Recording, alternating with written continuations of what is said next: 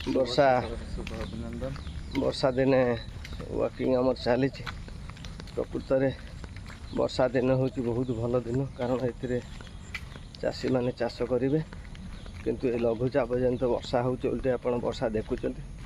ଆପଣ ଇନ୍ଦ୍ର ଦେବତାଙ୍କୁ ପ୍ରାର୍ଥନା କରନ୍ତୁ, ପ୍ରାକୃତିକ ବର୍ଷା ମାନେ ବର୍ଷା ସମୟରେ ବର୍ଷା ହେବା ଦରକାର, ହେଲେ ଚାଷ ହେବ।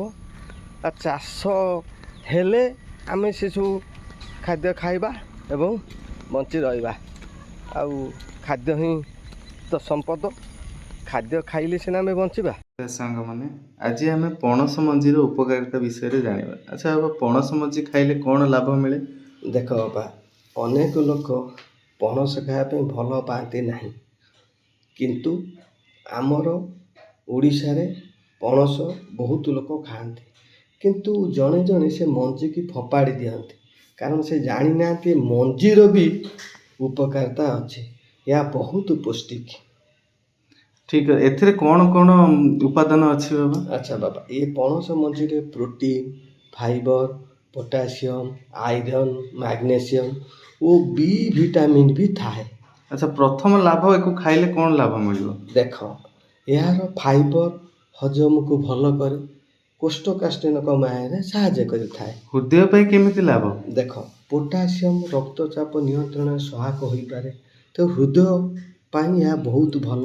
ଶରୀରକୁ ଶକ୍ତି ବଢ଼ାଇବାରେ ସାହାଯ୍ୟ କରେ କି? ହଁ, ଏଥିରେ ଥିବା କାର୍ବୋହାଇଡ୍ରେଟ୍ ଓ ପ୍ରୋଟିନ୍ ଶରୀରକୁ ଶକ୍ତି ଦେଇଥାଏ। ରକ୍ତ ପାଇଁ କିଛି ଲାଭ ଅଛି କି? ହଁ, ଏଥିରେ ଆଇରନ୍ ଥିବାରୁ ଲାଲ ରକ୍ତ କଣିକା ଗଠନରେ ସହାୟକ ହୋଇପାରେ। ଯଦିଓ ଆଇରନ୍ ଅଭାବ, ଡାକ୍ତରଙ୍କ ପରାମର୍ଶ ନିଅନ୍ତୁ, ନଚେତ୍ ପଣସ ମଞ୍ଜି ଡାଇବେଟିସ୍ ଥିବା ଲୋକ ଏହାକୁ ଖାଇପାରିବେ କି? ହଁ, ଇଏ ଶର୍କରା ନିୟନ୍ତ୍ରଣ ଏଥିରେ ହୋଇଥାଏ। କେମିତି ଖାଇବେ ସବୁଠାରୁ ଭଲ? ଦେଖ, ସାଧାରଣତଃ ଆମେ ପଣସ ମଞ୍ଜିକି ଡାଲମାରେ ପକାଇଥାଉ, କଖାରୁ ମିଶ୍ରିତ ତରକାରୀ, ଏହାକୁ ସିଝେଇକି ଆମେ ଚଟଣି କରିଥାଉ, ତେଣୁ ଭାରି ଟେଷ୍ଟ ଲାଗେ। ଭଜାରେ ବି ଆପଣ ସନ୍ତୁଳାରେ ବି ପକାଇ ପାରିବେ। ପଣସ ମଞ୍ଜି ଏକ ପୌଷ୍ଟିକ ଖାଦ୍ୟ, ସନ୍ତୁଳିତ ଖାଦ୍ୟ ଅଂଶ ଭାବେ ପରିମିତ ପରିମାଣରେ ଖାଆନ୍ତୁ। ଯେକୌଣସି ଗୁରୁତର ରୋଗ ଥିଲେ ବି ଏ ପଣସ ମଞ୍ଜିକୁ ଖାଇ ହେବ। ଆପଣ ୟାକୁ ନ ଫୋପାଡ଼ି ଭଲ ଭାବରେ ରୋଷେଇ କରି ଖାଆନ୍ତୁ। ଭଲ ଜିନିଷ ଖାଇଲେ କ୍ଷତି କ'ଣ?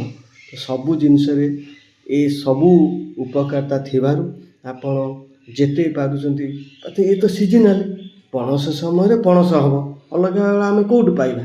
ତେଣୁ ଆପଣମାନେ ପଣସ କଠା ଖାଉଛନ୍ତି ଆଗରୁ, ପଣସ ପାଚିଲେ ଖାଇବେ, ତା ମଞ୍ଜି ବି ଖାଇବେ। ସବୁ ଜିନିଷର ବ୍ୟବହାର ଜାଣିକି ଖାଆନ୍ତୁ, ସୁସ୍ଥରେ ରୁହନ୍ତୁ। ଜୟ ଜଗନ୍ନାଥ।